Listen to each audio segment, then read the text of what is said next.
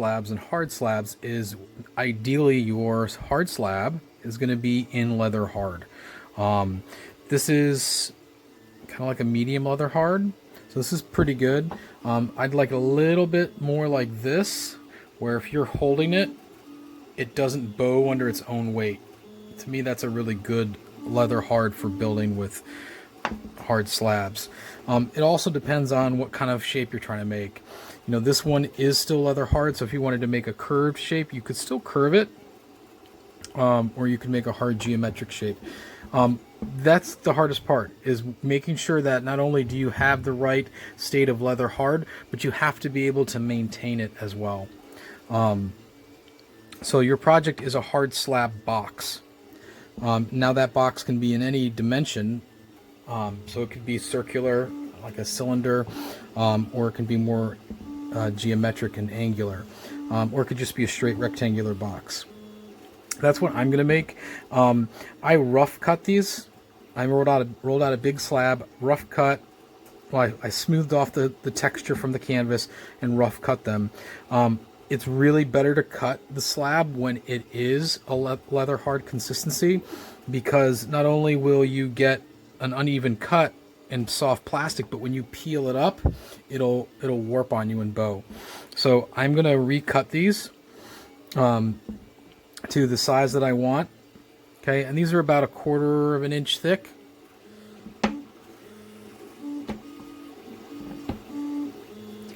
So there's a lot of different things that you can use to make sure you've got nice straight cuts.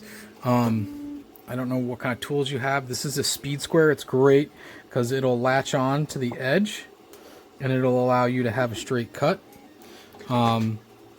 If you're doing any architectural drawing, triangles are really nice.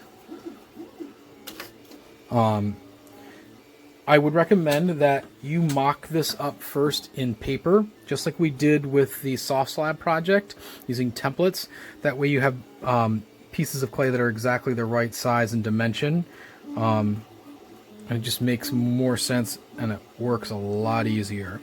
Okay, so you want to be able to have a nice cut. And the nice thing about having something like this is you can make sure that you have right angles as well if you're really trying to get into that.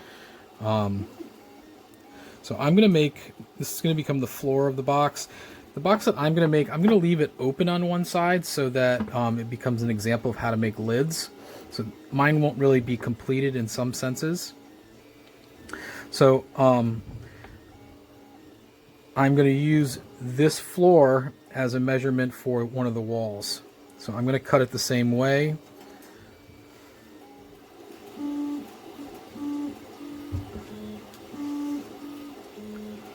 In terms of size.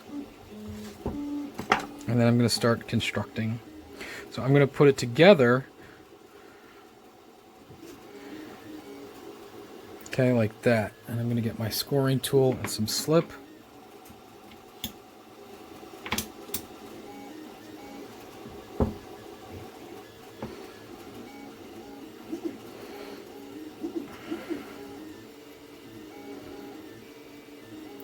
And just remember that since your clay is leather hard at the beginning of this project, you need to do a good job maintaining that.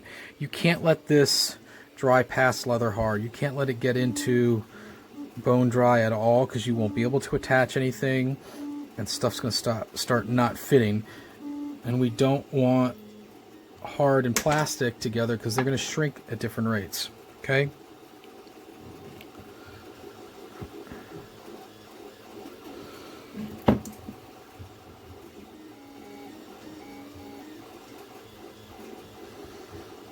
So same as always, we want really good compression. Hoping to kind of see a little bit of slip squirt out. Okay, we're looking for a good clean bond.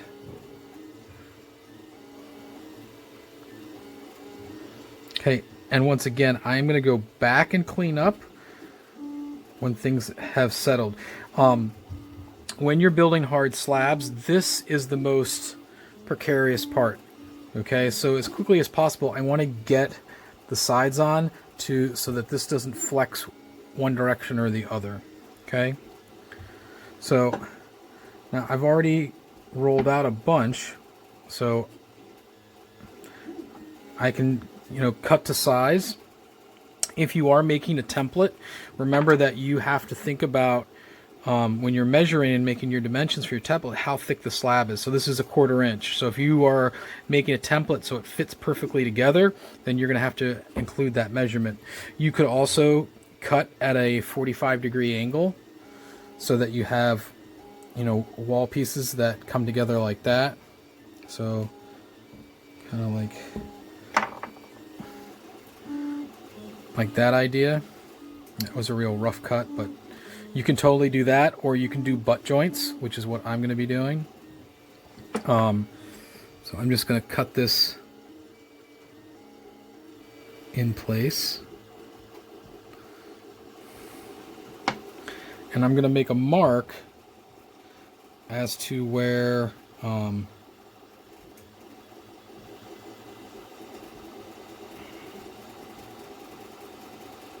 okay, that's the height. So, and then I'm going to get my triangle back out here, my speed square.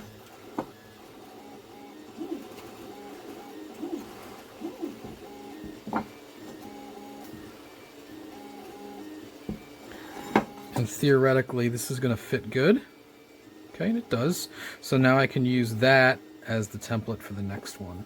And like I said, I'm going to leave one side of mine open.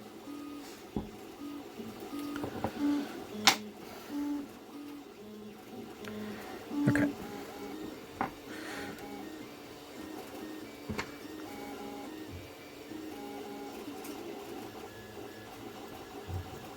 Now your box has to have a lid with a handle, and it has to have feet. And I'm going to show you a couple hacks so that your clay doesn't warp on you. Same thing with your lid. Okay. And depending on how tight your joints are, you might need to go back and fill a little bit with a little wad of clay or a little tiny coil.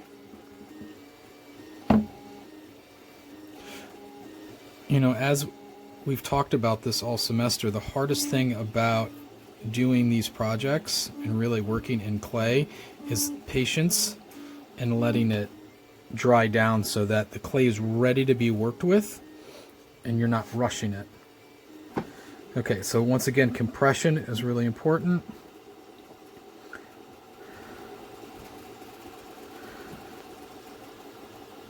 The nice thing about working in that leather hard state is you can put force on it, but you're not going to change the shape at all. Okay, so we've got one side on. Line these guys up.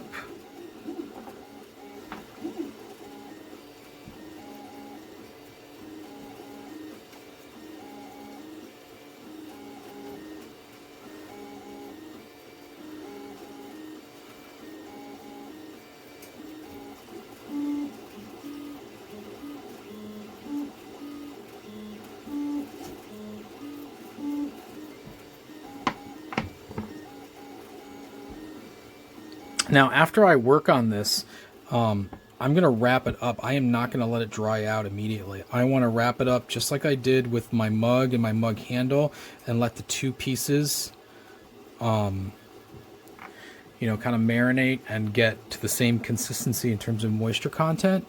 And then I'm going to let it dry real slow because there's going to be a lot of stress on these joints. And the fact that we want a real slow dry also because the clay is already dry and we don't want to make things shrink and get out of whack, because remember the slip is going to want to dry faster than,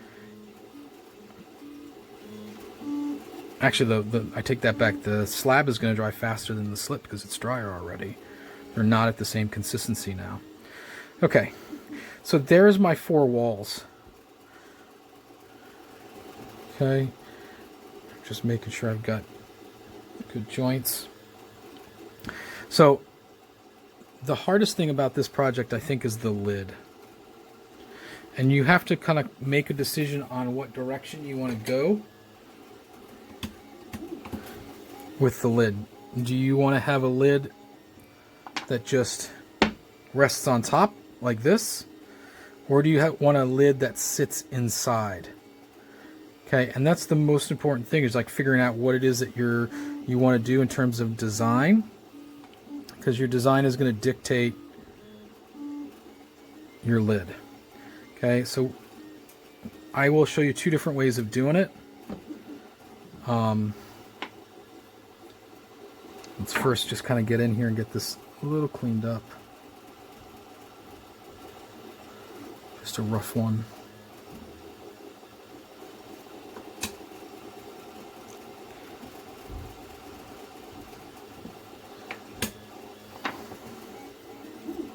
Okay. So, just like with the Kiranuki box, you need to have some type of system to let that lid sit. And we don't want it to slide around. So if you are going to just put it on top, then you're going to need to cut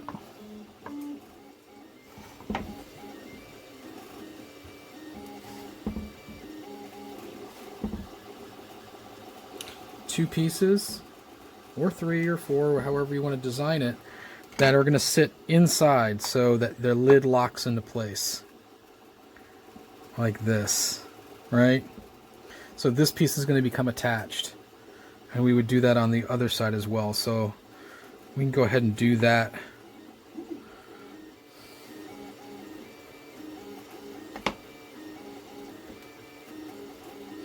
All right, and I'm going to make a mark on the inside.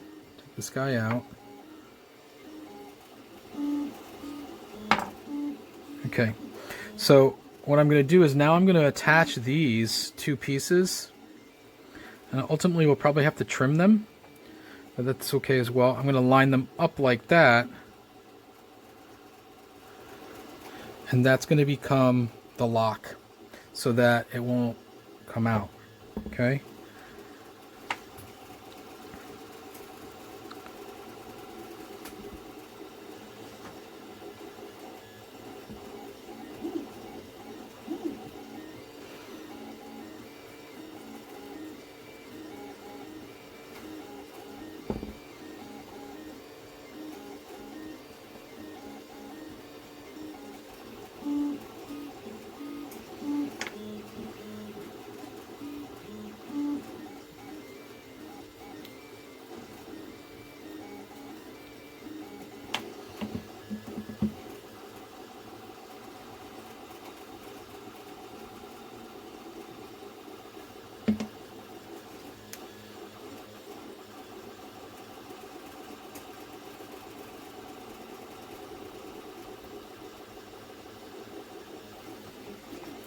I'm just going to try to make this one a little bit square. It's a little fat on one side.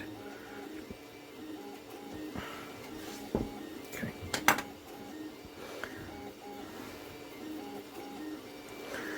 Some of the times the problem with working with really geometric shapes is that our eye catches a lot of the flaws, like if you're off.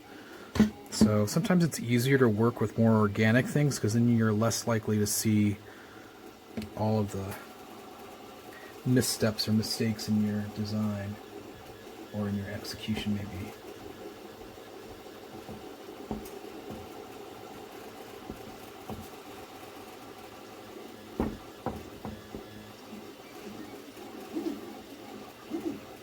Okay, so like I said, you're gonna need to trim. You can see how these aren't completely flush. And sometimes a really sharp X-Acto knife is the best thing.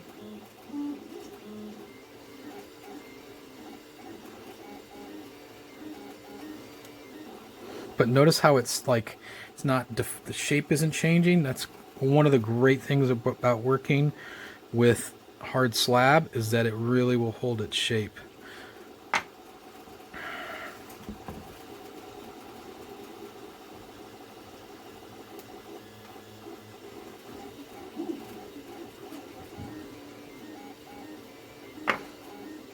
Okay, so this should fit theoretically, and it kind of does.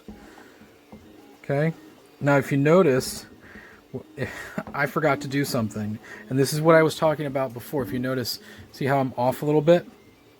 Because when I made this, I didn't think about this distance right here. So I actually have to go back, and I'm going to have to cut these.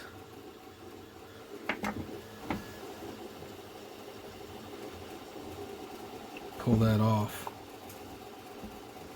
And then I'll try to fit it again. Should be pretty close. Let's see. Yeah, that's pretty good. Okay, so you can see that's probably like the simplest lid. Now, if you wanted to, you could fill that here too, so you could have it fit, you know, snugly on multiple. You know, and this would be very much like the Karanuki. Or you could have one that goes all the way around. Okay, so that's one lid. Now, what I want to mention to you is that if you were to be like, oh, great, I'm done, and you go like this and you let it dry this way, this lid, because of gravity, is going to start to bow in.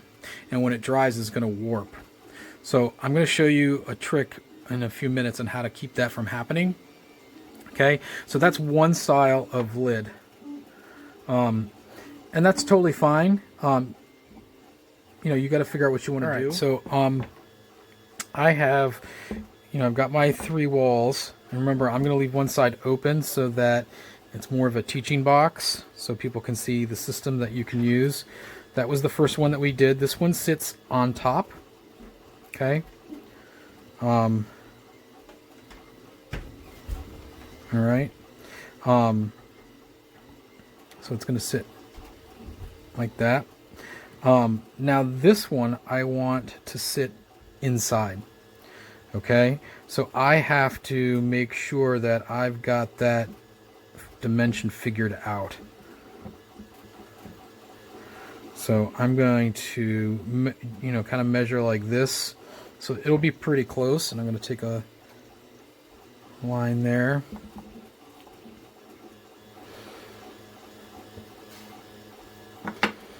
And this is why it's really good to work with one slab. So I rolled out one slab and cut it up. All of these pieces are at the same consistency, which is really important, because if I've got a piece that's a little bit wetter and I fit this perfectly, it's going to shrink at a different rate, so it won't exactly fit.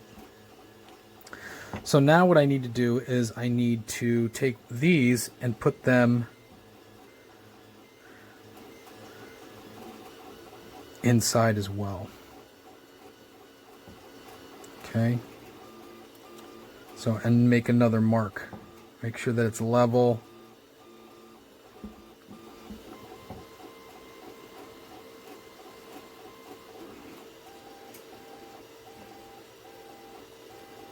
Okay.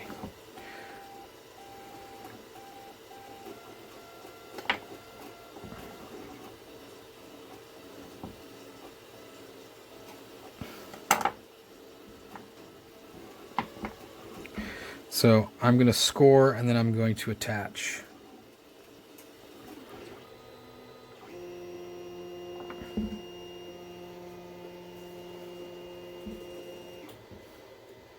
So it's not going to be easy for you to see, but I'm scoring above that line.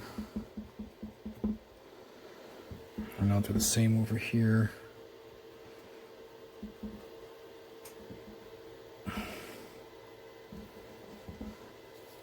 And yes, I am going to have to trim these.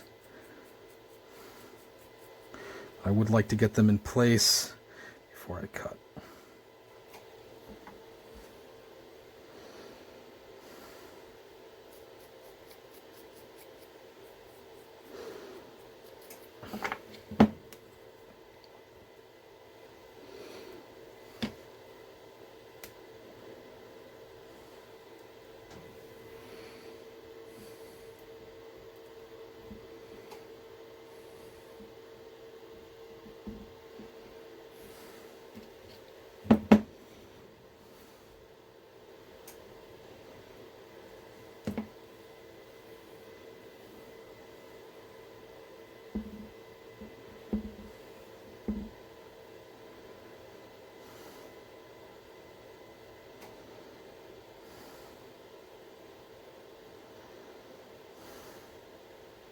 All right, I'm going to clean up the top edge, and then I'm going to fit it.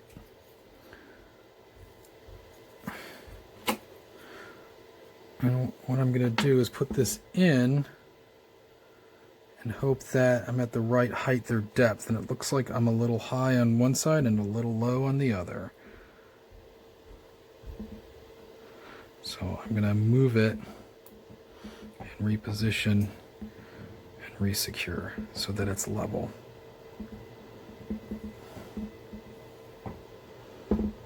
Okay, and that's actually not too bad. I mean, obviously it's not a perfect fit, but... So now I'm going to just trim this off.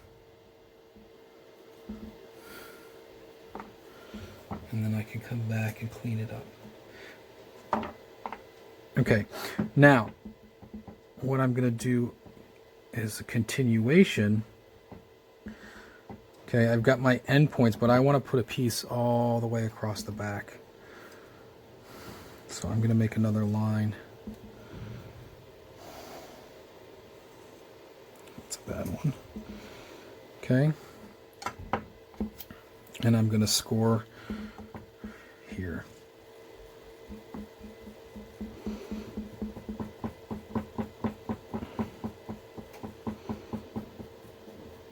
The more support I can get for my lid, the better.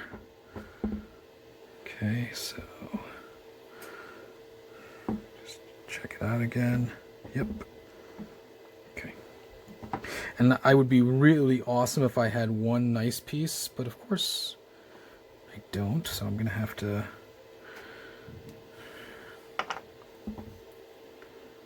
create it because I've run out of my slab stuff.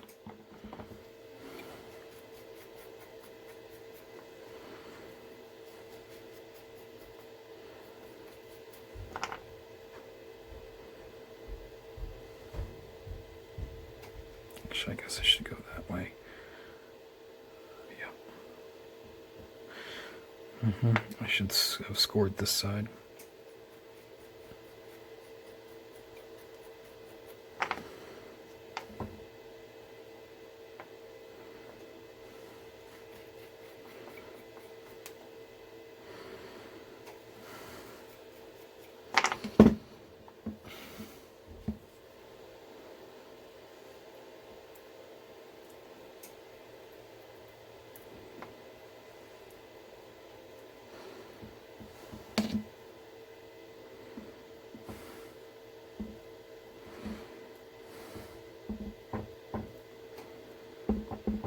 And I'm going to get this in place, and then I am going to come back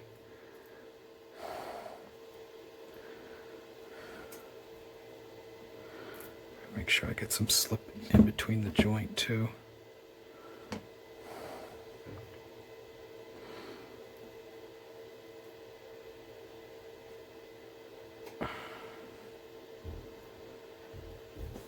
All right, and we'll put this back on.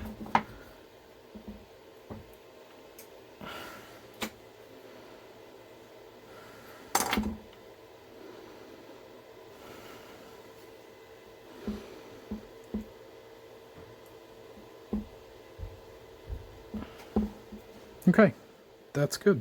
All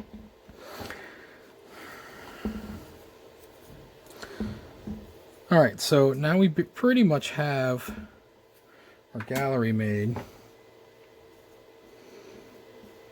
You can definitely use cleanup. Let me show you how to get your handles on, and then I'm going to show you how you're going to let it dry. Now, I still have a lot of cleanup work to do. Not terribly thrilled so far with my craftsmanship, but I'm going to get back in here. I probably will trim this so it's even on all three sides. And I'm going to come back and I'm going to clean all this gobbledygook stuff up. But, and you'll get to see that in class, what that's going to look like. So I want to make sure that I have nice strong joints. So it definitely needs some cleanup work. Okay. And some finessing, right? Okay, so you're supposed to have a theme, and this is Pandora's box.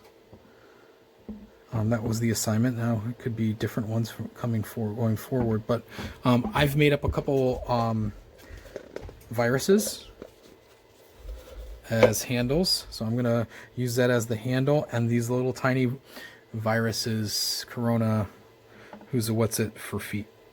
Okay, so the first thing I'm going to do is I'm going to attach the feet.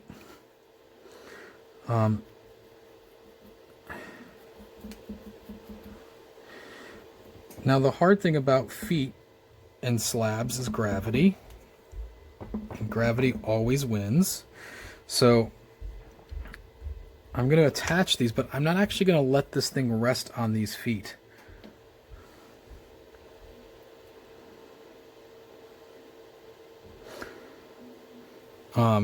And ultimately, when I go to finish and glaze this, I will have it decorated as well. Different colors.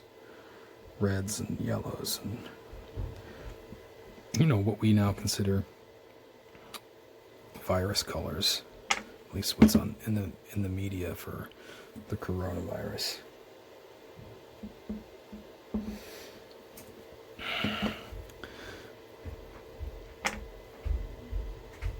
Okay,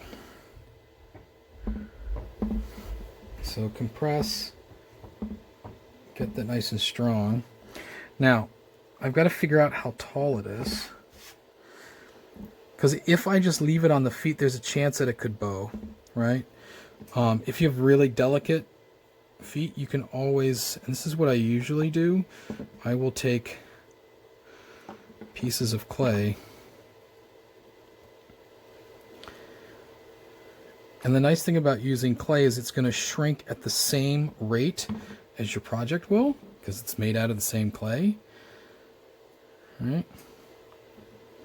You put that there, and then I'm just going to press down to level it. And what's cool is the clay is actually resting really on this piece, not really the feet. Okay, but I've pressed enough on the feet that they're flat and they're not going anywhere. Okay, so the bottom's going to rest and it won't bow because of that piece that's there. And I might add actually another little piece.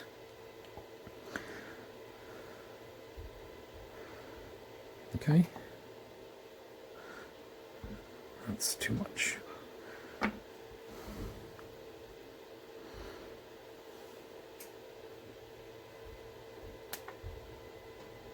There we go. That's good. Okay, so now we're going to put the lid on. Okay. And you can choose which one you want. I think I like that one. I like that look better. It's nice and clean. Now I'm going to add, what do I do with my handle? Yeah, here's my handle. So I'm going to try to get that in the middle.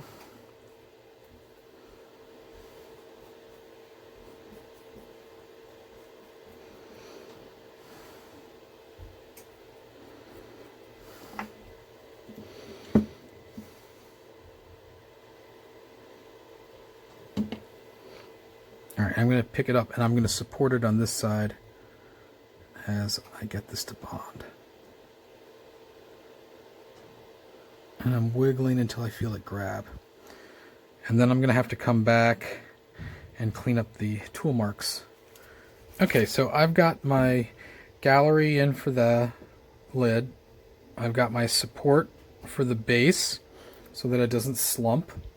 Okay, I am also going to need a support for my lid.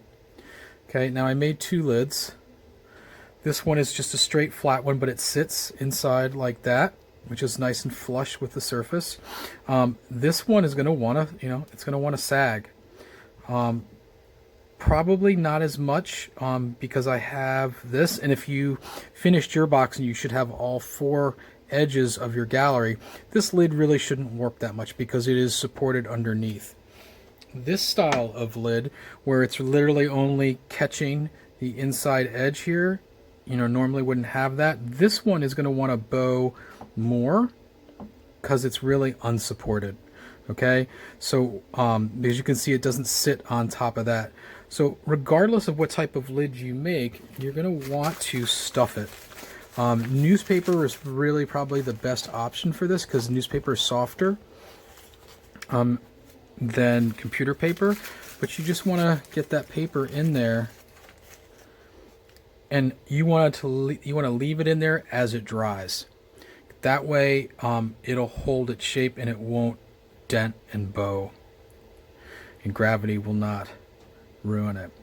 And remember, I'm going to wrap this whole thing up in plastic at least for 24 hours, and that's going to let the handle get the same consistency as the box.